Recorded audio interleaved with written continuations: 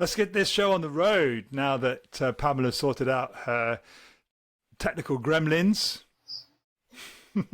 Yes, thank you, Pamela and Andre, for being here. Welcome to the Six Star Business Podcast.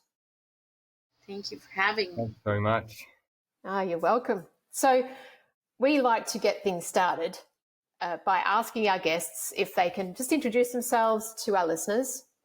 Pretty much, who are you, where are you, and who do you serve, and what do you like doing outside of when you're not working? Maybe something you enjoy doing or you're passionate about. Pamela, would you like to kick us off? Okay, so my name is Pamela Cowan. I live in Calgary, Alberta, Canada. And what was the next question? Who I serve? Yeah. I serve leaders. So that pretty much covers everybody. Business leaders mostly. And what do I like to do for fun? I've actually just started a really neat thing called geocaching.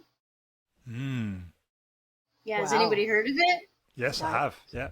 Yeah, oh, you'd love it. Essentially, there's an app for that, and it's kind of a combination of a treasure hunt and mountaineering, where you're kind of told where the treasure is, and they're literally like all over the world.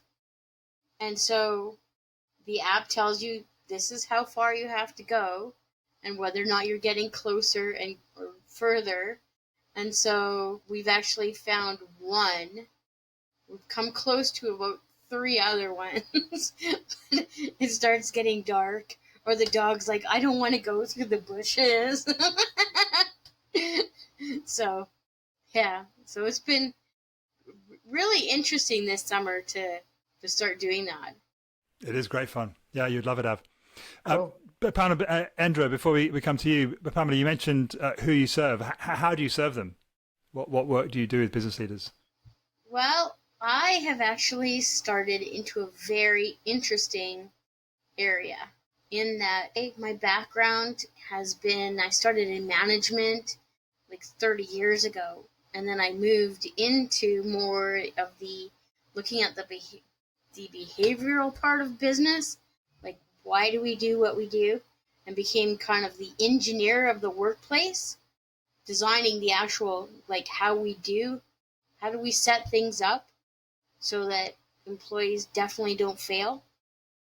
And so essentially looking at the hazards, the physical hazards, but also then I moved more into the psychological hazard. But I always felt as though that there was another tool, another part of things that was missing. And so that's what I've been really exploring over the last 6 months. Well, actually it started 5 years ago, but the last 6 months I've actually started being able to put those pieces into play with what's called neurochange, looking at the most important tool that every business has, and that is the brain and mind sciences. So looking at our beliefs and our biases and how does that affect the workplace, the subconscious, and a thing called automaticity, and then also our emotional intelligence. How do our emotions play into our work? And then altered consciousness. And I remember one time talking with an electrician and asking him why he ended up getting this burn mark on his wrist. And I couldn't figure it out. We were just trying to investigate this. And I said to him, what were you thinking just before this happened? And he said, I was thinking about how nice and warm it is, and I pulled back my sleeves. Spring fever. And then behavioral and social psychology. And then looking at how all of those tools kind of play together. But the one I'm most excited about is like definitely the area of purpose and flow. When every member of the team knows and understands their purpose, so much more in the way of being able to have that flow, even with each person in that state of flow, but having the whole team in that flow. But the thing is, learning about when you want to have flow and when you don't want to have flow. Because a lot of times you move into automaticity. Automaticity is when we're driving. Do you think about driving? When was the last time you thought about driving your car, Peter? Well, I know the experience of kind of almost being on autopilot, but I mean, you mentioned a lot of fascinating things there, and I know, Endre, we've worked together a little bit, and there's a lot of there's synergy between the work you do, and I want to dig into some of the things that you mentioned there, Pamela. But Endre, do you want to just introduce yourself to our listeners, give them a kind of a glimpse into who Endre is and why? Yeah, sure. So I help people to restore self-worth. That's my new brand. I used to call myself a rapid change specialist, and I became exactly a specialist with the mind and subconscious mind.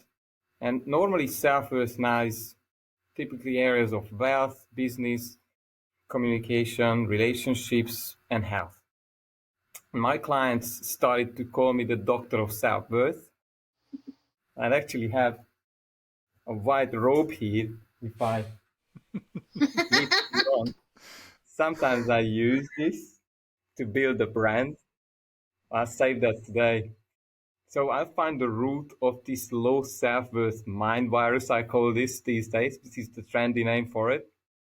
And then I access the mind and do that instant surgery, could call this, on those negative emotions and limitations that people have either taken on from the environment or they have created themselves.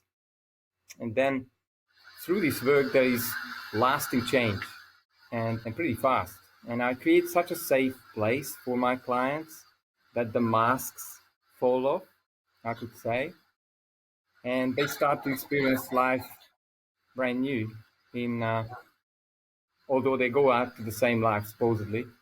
So it's very exciting, and I kind of connect them to their new self that is inviting them from the future, a grander version who's experiencing creativity, love, joy, I believe, and contribution. And I'm a paragliding pilot. That's my passion. I love flying. 3 dimensions. Wow. Whereabouts are you in the world? I'm now in Sydney. Okay, Sydney, I Australia. fly everywhere. Where are you from originally? Because Oh, sorry, I was born in Budapest. I'm going to say you don't sound like you're from Sydney. No, sorry, I was from Budapest. But I call myself an Earthling from planet Earth. I love that. Wonderful. Yeah, me too. So much 6-star in both those introductions, aren't there? It can. Oh, there's similarities, and I can. It's just so you know, we don't choose who books into these, right? So it's serendipitous that the two of you are on this session together, and this is what Pete and I love the most. Is this? It's like, wow, really? And look at where we are now. So I would love just to listen in on a conversation between Endre and Pamela, because you're both engaged in brain science and brain work and reprogramming and emotional intelligence. It's like to take the work you do and you're passionate about it, and you look at it through the 6-star business lens. What comes out? What's in that conversation? I mean, just on that, this is the 6-star business podcast. One of the things that has become very strongly evident as we've gone through the various episodes, and this is episode 39 or 40 that we're recording now, something like that. And each episode has 2 guests, so that's conversations with nearly 80 people. And one of the strongest themes is that the 6-star is about what's inside us as humans. That the 5 stars is the external validation, but the 6-star is inside. And it seems to me that we've got 2 people on this episode that can start to speak very expertly about what that means, what that involves in terms of expressing that full 6-starness. So when you both first heard about 6-star business and you were reflecting on that in the context of your work, what came up for you? Where is this roller coaster going to go in this conversation? Do you want to go ahead, Endre? Go. Well, for me, I didn't know even Endre was going to be even a part of the conversation. I just kind of maybe thought that, okay, I don't seem to remember meeting Endre. I remember meeting Peter when we first talked and talked about my coming on your show. And so started talking to Endre. I'm like, funny, he doesn't remind me of the host, but maybe he is the host. Maybe Andre's the producer. Right? Yeah, maybe. I will just clarify. Is it Endre or Endre? It's actually Endre. Endre. I was just a sound technician. Yeah, the sound technician. Well, either that, or he's gone bald and grown a beard. He's aged 30 years. I don't know. Yeah. Anyway, carry on. Sorry, I kind of crossed. Yeah. So I don't believe in accidents. I believe in that when it comes to coincidences, and I'm actually have contributed to a book that is all about these kind of serendipitous things that just tend to seem to happen, although really and truly, I think it helps us to better work towards our purpose and our potential by the people that we accidentally bump into. That's how I met my husband. I actually met his car first, though. Yeah, so, but when Endre started talking about how he helps people to work around their self-image and their self-worth, it was like, oh yes, because the beliefs and the biases start right from the time we start believing and developing beliefs as soon as we're born. So a lot of those beliefs, though, they end up tucked in the back of the subconscious. And a lot of times we're not even aware that belief is even there. Would you agree, Endre? Absolutely. I bring the example of what if I wanted to ask fish what water is? They wouldn't. It wouldn't even register my question because that's all they know. Right. In my experience, I have seen beliefs, limitations coming from well before birth. So somehow the mind stores this information in this holographic field. You call it any way you want, but people tend to come up with stories from previous lifetimes or generations, and as long as they are able to kind of let go, then things shift mysteriously for them without those limitations. So it's really exciting. What has come up for me, answering your question, Peter, is you asked me about how 6-star comes or what has popped up for me. The first idea for me came up as if I'm looking at myself as a 6-star seed, then I think how much we dare to imagine ourselves to be someone way above where we are in every area of life. That would be a 6-star approach for me. And then take those uncomfortable actions to create, Pamela, those event horizons for us, those coincidences to come to us, so that will just happen and gets created or co-created with God. Because I believe that each of us has a piece of God or source energy. I agree. I believe that we are all creators. We create our lives by our choices, as well as also how we're affected by the choices that other people make. And how it's all kept together in some sense of order tells me that there's a grander plan. Yeah, beautiful. Choices. And I guess sometimes it's decisions that we have made under certain circumstances in the past, especially if they were painful events or if they were highly emotional events, where people start to take on these limitations. And as long as those limitations are dropping off, then there is this space to create. I agree. A lot of times especially when in business is like having another family where we're kind of bumping into each other, not always by choice. You put together a team of people that have to work together every day to try to accomplish something, and everybody's got their different belief on things. And that's how when they first start working together, they have all that storming, because they're trying to figure out, well, what do you believe? What are you seeing? How do you envision this?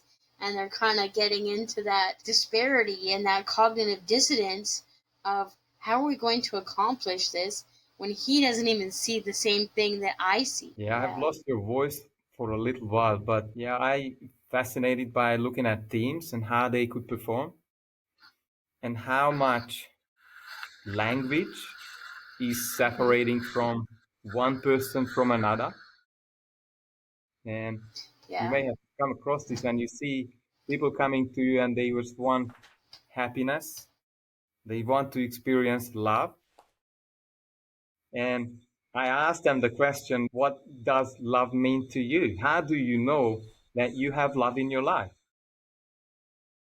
And I had 1,000 answers about supposedly the same word. That's 1,000 ways to have them, to get to that result. Yeah. This is an incredibly deep conversation, and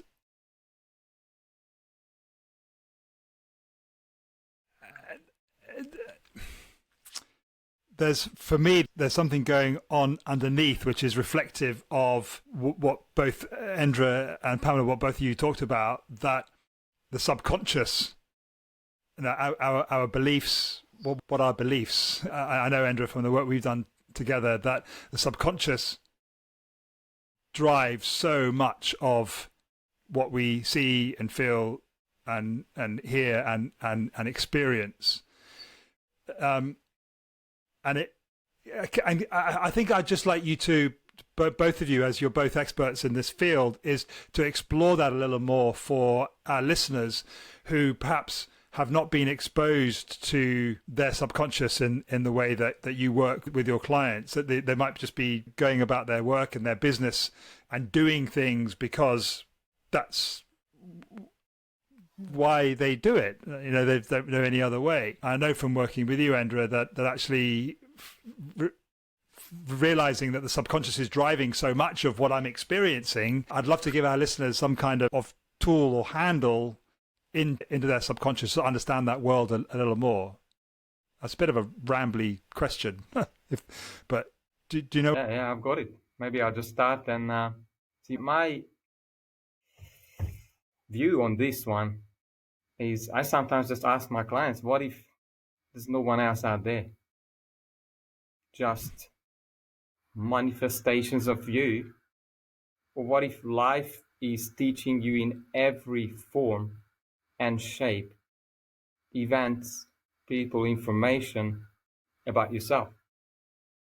So if you do not get the results that you want from life, then there's only one person to work on, or one mind to work on, which is your own subconscious. Because if those filters are still in front of your eyes, then you will see the world always like a fish, or with those filters on.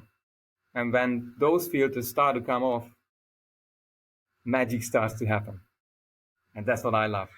Can you give us any examples? Obviously anonymized and patient confidentiality and stuff, but can you just sort of put some sort of concrete stuff there? Sure. So, for example, I had a client, and I believe areas of life connect.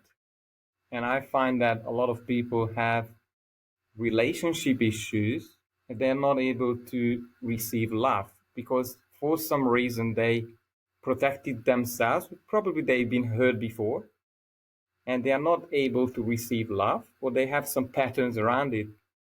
And I find that they have parallelly issues with money. And when I seem to work on money, which money problems don't exist in my model of the world, when I work on relationships and these people start to restore relationships and experience love and receive love, somehow the tap opens up automatically for abundance and money in even other areas of life, which is really exciting. What? Okay. Oh my God. So you just said something there, kind of almost just threw it away, that in your world, in your mind, money problems don't exist. Well, there are going to be listeners listening to this episode that are where they will fiercely dispute that statement. Going in business or they're struggling, whatever. they're struggling, but exactly have. Yeah. I've got bills to pay. I don't have the money to pay it. I've got a money problem. Got it. So the way I look at it is the business is a reflection of the leader's psychology or mind. And that could come from self-worth issues, lack of I don't deserve stories, I'm not good enough, I'm not smart enough.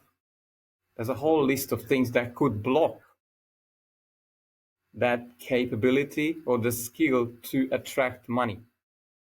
Or there might be sometimes, I'll say 80-90% mindset, and there's 10-20% how, or the strategy actually how to manage money. Because some people are lacking the skills as well. So it's got two sides, but I would go, it's normally mindset issue, which is subconscious mind. How do you find it, Pamela? I would agree. I worked in the financial industry for about 5 years, and I remember having a discussion with someone that I worked with about, he was saying how, yes, we change behavior. And I'm like, coming from the work background that I came from, I'm like, I disagree with you. All you're really doing is just changing their buying habits. That's just a smidge of the behavior. And when you think about it, every decision really is a financial decision, because so much of our lives is governed by money. But once we change one behavior, we can change how we operate with money. You start getting a couple on a budget, having it to where they sit down every month and they plan out where they're going to put their money every month, and everybody has an equal voice in that discussion. All of a sudden, wow, the relationship is better and the money is better because they're actually communicating. Yeah. And so I totally agree with where Endre is coming from, in that, yes, when we start shifting our beliefs and our biases, the way that we relate to the people around us, who really and truly, I agree that, yes, as we think of ourselves, that's where we're reflecting back out into the world. And with everybody that we work with, the people that you stand in the line at the store with, do you actually say hello to every person and learn what their name is so that they can be recognized as a human being?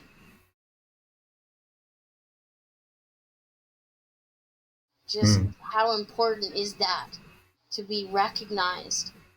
And for somebody to say, yeah, what's your name? Oh, it's nice to meet you, Evelyn. The name, the thing, our favorite word, everybody has the same favorite word. It's their name. Yeah, correct. I think that gives you a significance, a place of, of existence in this world. And especially right now with everyone being in isolation right now, in so many different parts of the world, that human contact is starting to diminish. So we need to be that much more cognizant of the people around us, and learning, how do I help you to feel that you have an existence here, that you are significant. Awesome. That was a great example. And it's just come up to me that this golden law of where attention flows, your energy and results flows, or abundance flows, really. And I just realized that recently I was so fascinated with money and the lack of money, to the audience who's listening, that I, with a partner, joint partner, we have created this program. It's called Peace with Money. So we take people through a journey where they start to find where and how they stop themselves to get money. And then at the end of the program, they're primed to actually identify the issues that they are carrying. And I think step one is identifying where is the block. And step two is about releasing the block. Because I believe in all areas of life, removing limiting decisions or beliefs and negative emotions that are holding it in place, if that's done, then basically there is no limit. I see people who come back to me with sort of more limiting programming that's coming up on the way when they move toward the goal. And I'm quite proficient at removing the next ones, so they are moving rapidly. But I believe anything is possible if you don't limit yourself in any way, and with money as well. Pamela, you said something before. You said every decision is a money decision, a financial decision. For some people, yes. Yeah. Yes. So with every, especially in business, I guess. So in terms of where we put our energy and our attention. And then you went on to talk about the importance of noticing people and using their name.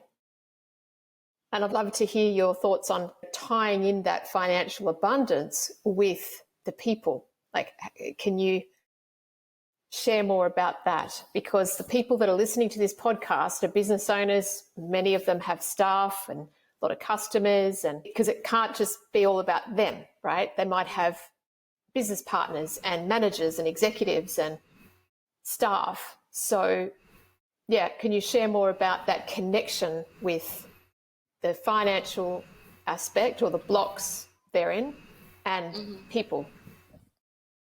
Okay, so at least here in Canada, businesses have to have the intent to profit. Okay, according to the tax code, you have to have an intent to profit. Okay, so that then also inspires every decision. Are we profitable or unprofitable? And especially understanding that when it comes to the people aspect there is that they are your most important asset, and yet at the other end of the spectrum, realizing that how much it actually costs to replace somebody.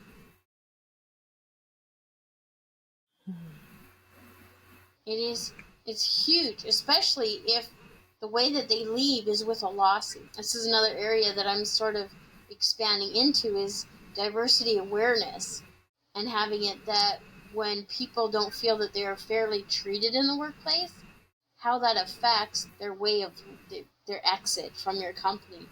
And then think about it. Now you have to advertise for another employee. Now you have to train them. You have to provide them with all the necessary equipment that they need for their jobs, right? Because it may not be the same as the previous person. And you have to give them a time to acclimate to your culture, because even if they are in the same company, cultures can be very different throughout your company. Different offices will have different cultures. different things that are different norms in different sections of the building, right? We'll have different cultures and different norms. So ultimately, if your business is in business to be profitable and make money, which I hope that's why you're in business. I mean, otherwise you might as well go to the other side of the spectrum and call yourself a nonprofit and serve another cause. But if your purpose is to have that profitability, then I think you need to have that much more. It's an investment that you're looking at in your staff, in making sure that there is that inclusion, that when, especially realizing that, do you know how expensive it is to train your employees? And making sure that it actually gets, this is when I started looking into more and learning more about the neuroplasticity aspect of things. You're actually creating new neuro pathways in their brains. And how do you do that without emotion? And more we're saying, oh, you can just go and do online training. Where is the emotional connection? Where is the connection that helps to create those new neural pathways so that they actually apply it in in their work? So looking at every part of every aspect of your business needs to have a return on investment. So would it be fair to say, Pamela, that you see a direct correlation between the space, if you like, and environment that a business owner creates for their employees to grow as directly correlated to the profitability of that business? You'd like to think so. However, no, when you bring on a new employee, you have to have it to where there's that time for them to get their feelers out, get an understanding of who it is that they're working for, what are the rules, what are the norms, what is acceptable behavior, and starting to feel comfortable so that because a lot of times the creativity comes from emotion. And if you're guarded because you don't know these people, you don't know what's going to be accepted if you say this or not accepted, or how do I put it so it's going to be accepted, that takes time. And every employee needs that. Some are like 90-day wonders and they get it right away within the first week or two. Hey, they fit right in. There's others who they need a little bit more time to kind of start fitting into your culture before you can actually have them at their full potential of what they're going to be giving you back for your investment of hiring them. So true. I find that business owners, I guess, should really look into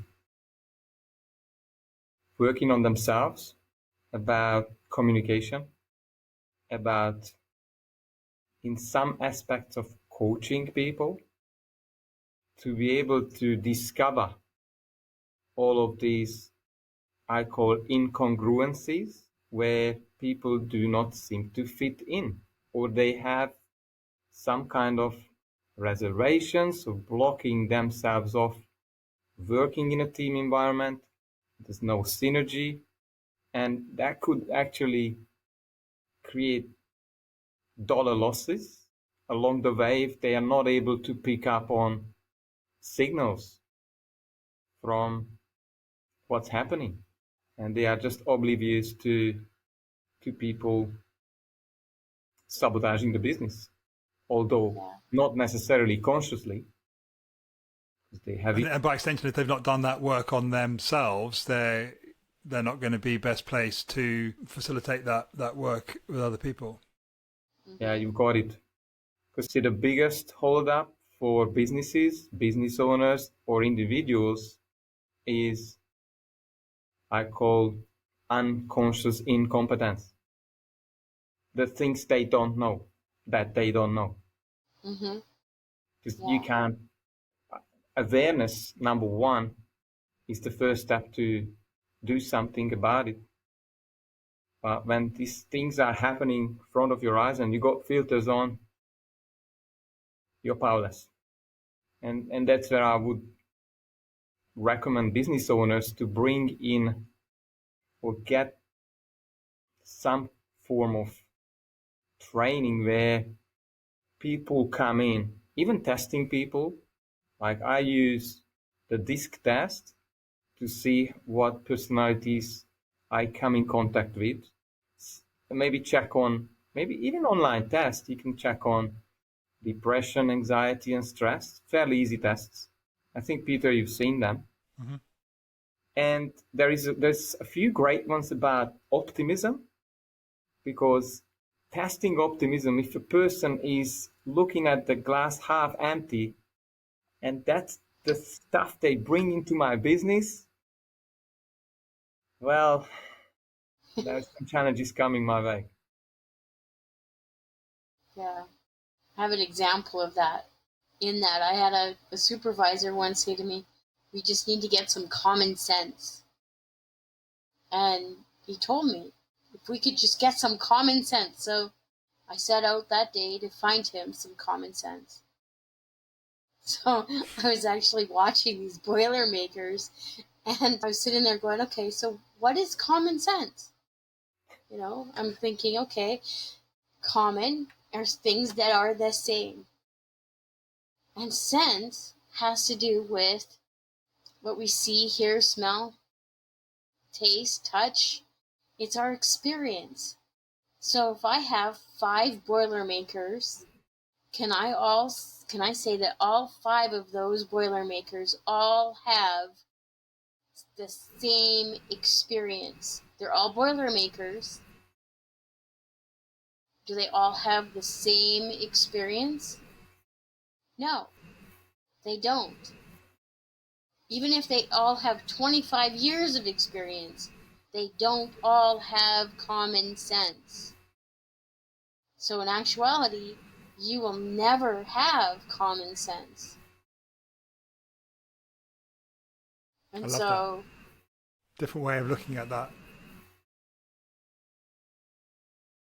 Yeah, the other idea that I probably have for 6-star businesses or aspiring to become a 6-star business is the way I operate, and I'm a small business, is to have 2 types of reviews or feedbacks, I would say. One would be provide me feedback on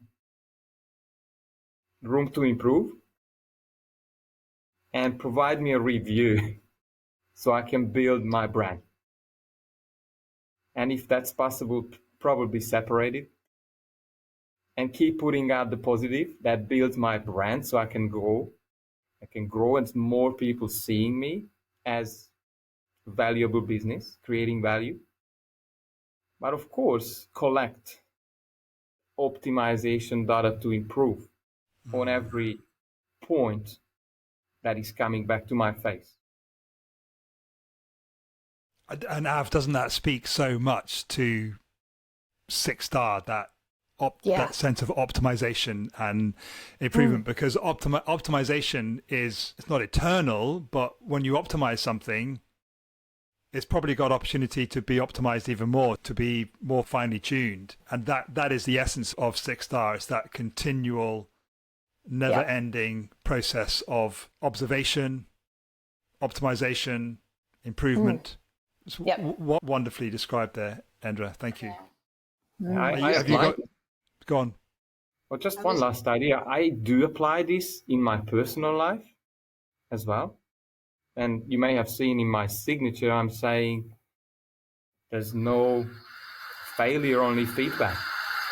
And feedback for me is optimization data. And I believe each of us has the responsibility to get to a better version of ourselves, to create a dream life for everyone else and for us. And that's why this program has been born, this Peace with Money, which is free, by the way. So I will make it accessible for everyone who wants. Wonderful. Thanks very much. Thank you. I was going to add that aspect of the optimization 12 years ago when my husband and I met with his neurologist. He explained that my husband should put his wishes in writing before he couldn't communicate them anymore. He had this thing called brain atrophy. And I sought out to find out, well, what is brain atrophy? Well, 12 years ago, the science was saying that our brains are shrinking. And yet now I've been working with neuroscientists and learning from them. And what they're telling me now is that through neuroplasticity, we can optimize and create new neural pathways in order to have that neural reserve so that we don't have to have diseases in that. And as well, also, to have it to where we can actually create, in my belief, as I've been studying this, we can actually create that common sense, because you can create those neural pathways in your employees if you know how the brain works. So much of this conversation for listeners to dig into and explore and investigate.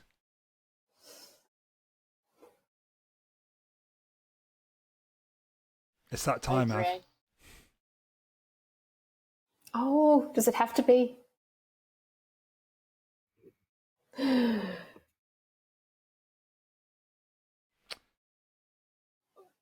So we are on the top of the hour, and how we like to kind of, I guess, come in for a landing, as Pete likes to say, is to ask you both individually to share with us just one tidbit or something that you can give our listeners that they can take away, and not that they haven't already been given a host of gems already, but something they can go away and really think about or learn from or apply within themselves or their businesses. We'll go very deep.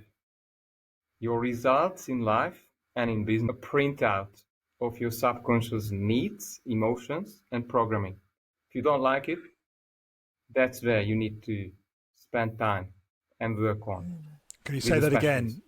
Can you say that, Endre, again?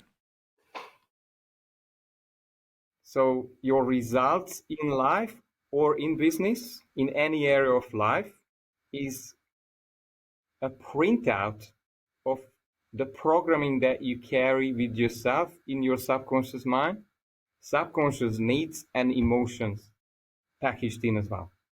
And if you want to change it, that's where you need to really dig deep with a specialist to get faster results than learning through pain, years of pain.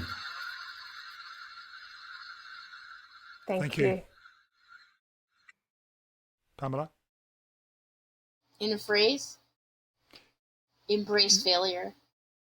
Oh, wow. Because only by embracing failure can you adapt and emerge and also resolve. I call it ARER, resilient. That is how you will be resilient. And we need to be more resilient at work. And resilient, if you look at that word, is really actually re-silent. To become silent again, to have it to where you have that integrity, that whole, that it's okay. I learned from what this experience has been, and I'm moving on. Double mic drop there. Those last bits, Av. I know, really powerful. I can't begin to thank you enough, both of you. And Pete and I also believe the law of attraction, the universe, serendipitous moments, and you both coming here together today to be on this podcast with us. It was, to me, inspired divinely and a perfect conversation. And for those listening, I'm sure it will be a perfect conversation for you too. At the perfect time, yeah. Yeah. Thank you very much. Thank you for having me. You're welcome. Yeah. So thank you, Endre. Thank you, Pamela. And we'll Thank you. keep in touch. This isn't the first time or the last time that we'll be connected. We'll let you know when the episode goes live sometime in the future. But thanks for your genius, for your wisdom, for your insights, for your time, and for being you. Yeah. Much gratitude. Thank you. Namaste. That was another stimulating, thought-provoking episode of the 6-Star Business Podcast. Thank you so much for getting this far. Please go ahead, like, subscribe, and give us a comment, review. Rating, if there was a 6-star, we'd love you to give us a 6-star rating, but so just go as high as you can. And if you want to continue the conversation with us and all the cool people who've joined us from the podcast, head on over to apply.6starbusiness.community. See you there.